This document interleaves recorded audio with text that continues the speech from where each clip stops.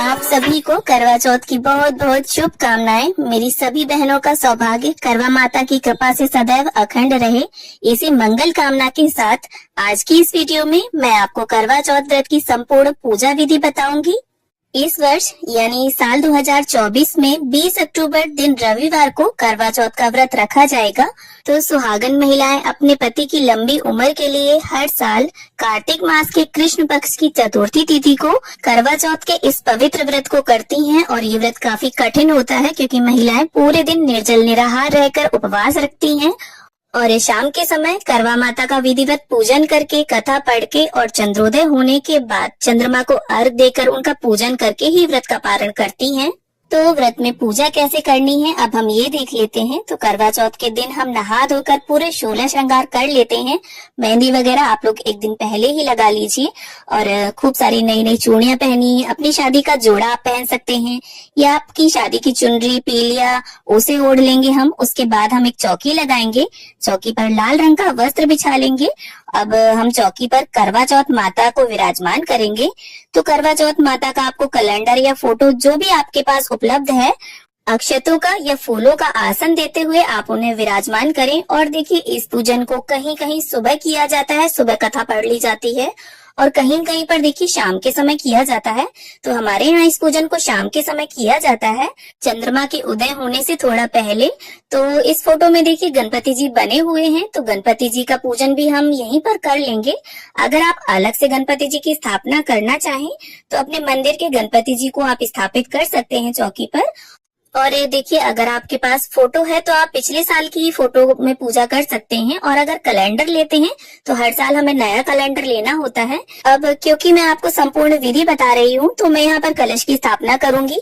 बहुत से लोग करवा चौथ के व्रत में कलश की स्थापना करते हैं और बहुत से लोग कलश की स्थापना नहीं करते हैं। तो अगर आपके यहाँ कलश स्थापित किया जाता हो तो आप कलश की स्थापना जरूर कीजिएगा, और नहीं की जाती है तो इस विधि को आप स्किप कर सकते हैं। तो चावल से मैंने यहाँ पर अष्टदल कमल बना लिया है। उसके बाद हम एक तांबे का या पीतल का कलश लेंगे।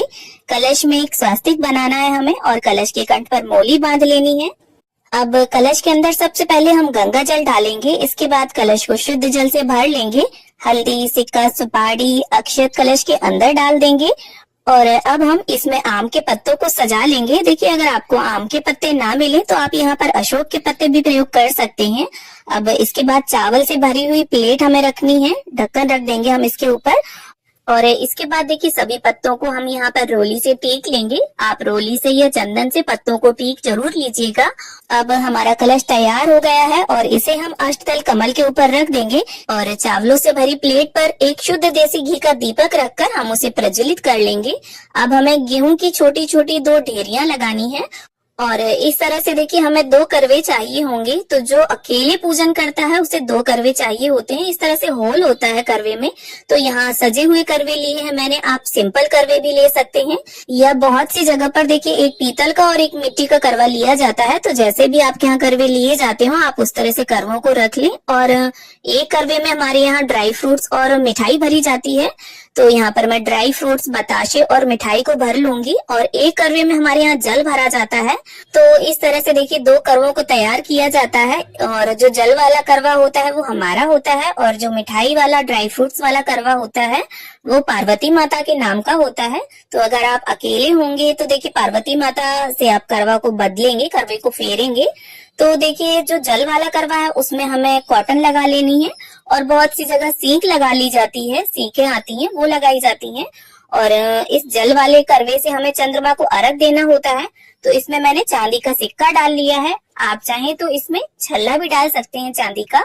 अब इन करवों को हम ढक्कन से बंद कर देंगे और गेहूं की ढेरी के ऊपर करवों को स्थापित कर लेंगे। तो इस तरह से हमारे दोनों करवे तैयार हो गए हैं। अब गंगा जल और फूल की सहायता से सभी को हम छींटा दे देंगे स्नान की भावना से और वस्त्र की भावना से। यहाँ पर देखिए, हम सभी को कलावा अर्पित कर देंगे। करवा माता को यहाँ पर लाल रंग की चुनरी मैं समर्पित कर दूंगी। तो नवरात्रि में जो चुनरी आती है ना, हम वही ले लेंगे और करवा माता को इस तरह से उड़ा देंगे। अब इसके बाद गणपति जी का, करवा माता का, चंद्रदेव का, सूर्य देव का और फोटो में जितने भी देवी देवता सभी विद्यमान हैं, सभी को हम तिलक कर लेंगे। तो देखिए, क्षेत्र के हिसाब से करवा चौथ की जो पूजन विधि है उसमें थोड़ा बहुत फर्क हो जाता है।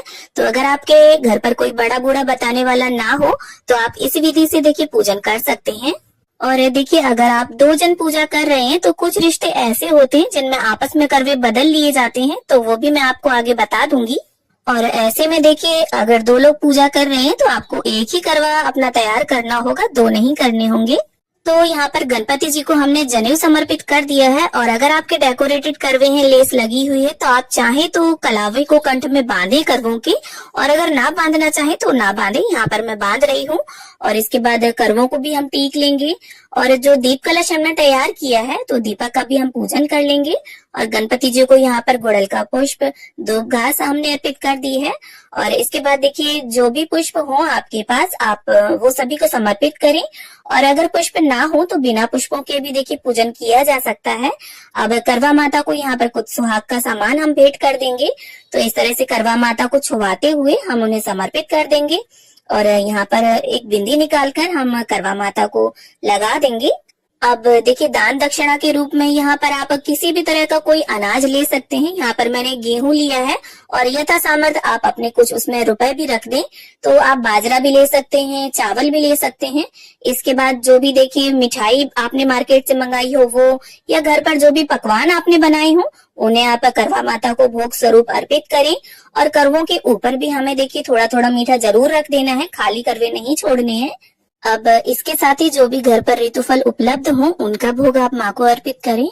अब साथ ही देखिए, सुहाग की जब भी हम कोई पूजा करते हैं तो सासू माँ का बायना जरूर निकालते हैं। तो इसके लिए देखिए, आपकी सासू माँ जो भी पहनती हो, साड़ी या सूट, वो ले लें आप। और इसके साथ श्रृंगार की सामग्री और अपने यथा सामर्थ्य कुछ दक्षिणा उसमें अवश्य मिला दें। और इस सामान को देखिए यहीं चौकी पर हम रख लेंगे और चंद्रदेव के पूजन के बाद सासू माँ को इसे दे देंगे। अब 1 लोटा जल भरकर हम रख लेंगे और हाथ में गेहूं के दाने लेकर करवा चौथ के व्रत की कथा को पढ़ लेंगे। देखिए, बिना व्रत कथा पढ़े या सुने ये व्रत अधूरा माना जाता है। तो कथा आप जरूर पढ़ें या सुने। और देखिए, अगर साथ में आपके कोई पूजन कर रहा है तो कोई कथा पढ़ता है, कोई सुनता है, काफी अच्छा लगता है। और अब हमारी कथा संपन्न हो गई है तो हाथ के जो गेहूं के दाने हैं वो करवा माता के समक्ष छोड़ देंगे। थोड़े से इस जल के लोटे में डाल देंगे और थोड़े गेहूं के दाने हमें अपने साड़ी या चुनरी या पीलिया जो भी आपने ओढ़ा है उसके पल्लू के छोर में आप बांध लीजिए। और जब चंद्रदेव को अर्घ देंगे हम, तब ये गेहूं के दाने अपने कलश में डालकर चंद्रदेव को अर्घ देंगे। अब देखिए, बहुत सी जगह पर करवा चौथ की व्रत कथा दिन में पढ़ी जाती है और बहुत सी जगह शाम को। तो अगर आपके यहाँ दिन में पढ़ी जाती हो कथा तो इस जल के लोटे को आप सूर्यदेव को अर्घ दे दें। और अगर शाम को पढ़ी जाती हो तो चंद्रदेव को जिस कलश से हम अर्घ देंगे उस जल में इसे मिला लीजिए। और सासू माँ के बायने को आप मिनस कर रख दीजिए। और साथ में जिस छलनी से आप चंद्रमा को देखेंगे वो छलनी भी यहीं पर रख लीजिएगा। और एक मिट्टी का या आटे का दीपक ले लीजिएगा, क्योंकि छत पर हम पूजन करने जाएंगे तो दिया हमें वहीं छोड़कर आना होगा। और छलनी नई होना जरूरी नहीं है, अगर पिछले साल की है तो उसे भी आप यूज कर सकते हैं। अब धूप और दीप से हम प्रेम पूर्वक सबसे पहले गणपति जी की, फिर करवा माता की, पार्वती माता की आरती उतार लेंगे। और दीप कलश का दीपक हमें नहीं उठाना है, आप अलग से दीपक जलाइए। और देखिए, चौथ की जो तिथि होती है उस पर गणपति जी का पूजन विशेष रूप से किया जाता है। तो आप गणपति जी की आरती सबसे पहले गाइए। और अगर आपको कोई आरती नहीं आती है तो मन में गणपति जी का, पार्वती माता का, करवा माता का ध्यान धरते हुए दीपक को इस तरह से ओम की आकृति में घुमाकर भी आप आरती कर सकते हैं।